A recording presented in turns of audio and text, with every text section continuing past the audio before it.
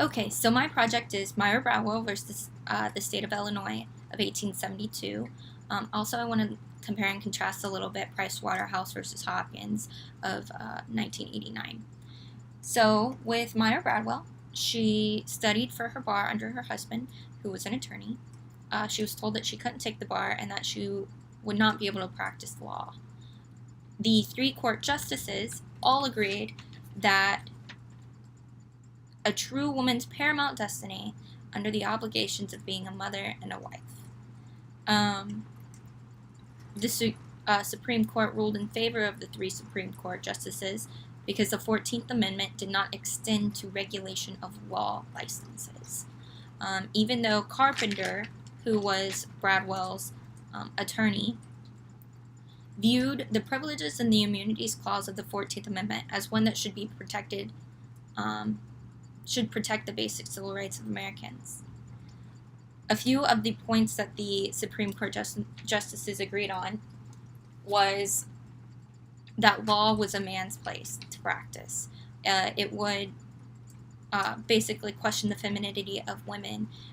Their place was to take care of the children and be a wife.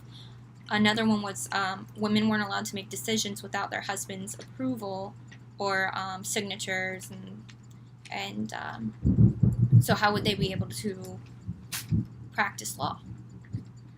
They were basically incapable of making decisions on their own. In 1890, Bradwell would be admitted to the bar and granted the license to practice before the U.S. Supreme Court. So she did eventually get to practice. It was purely discrimination based on the fact that she was a woman, and that the closed-mindedness of the men at this point in time didn't believe that she was, not that she wasn't smart enough, but basically they didn't want her to be masculine enough. As far as Price Waterhouse, it's a little bit opposite. She was too masculine and maybe too aggressive for her company. For Hopkins, she was well known, very prestigious, really good at her job. However, when it came time for her to be promoted, the men that she worked with couldn't fathom the idea of working alongside a woman. They felt that it was a man's place to be a partner at this law firm, even though she had brought in quite a bit of money and taken over quite a few cases. Waterhouse ended up going to court because they wouldn't promote her on the grounds of gender nonconformity. So basically, she wasn't feminine enough. She was too aggressive. Hopkins is highly regarded for being an aggressive, successful attorney. However, she was considered overly aggressive. Her supporters felt that she was under-aggressive compared to some of her male counterparts.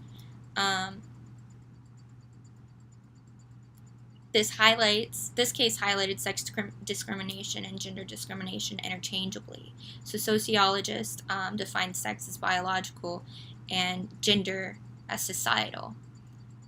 Basically, she just wasn't conforming to society's requirements. So as far as these two cases go, Myra Bradwell, she wouldn't conform in the sense that she felt she was smart enough and capable of practicing law. However, men felt that it was too manly for her.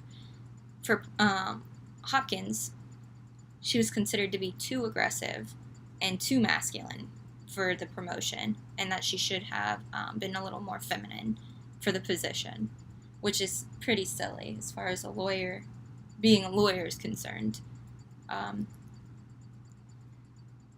With these two cases, the way that they were similar is they were both overturned based on the fact that they were discriminated against because of their gender. So,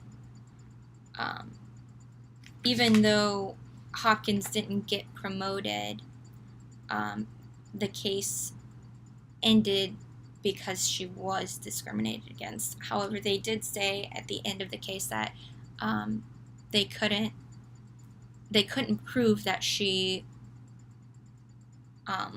wasn't too aggressive, and that's why they didn't give her the promotion.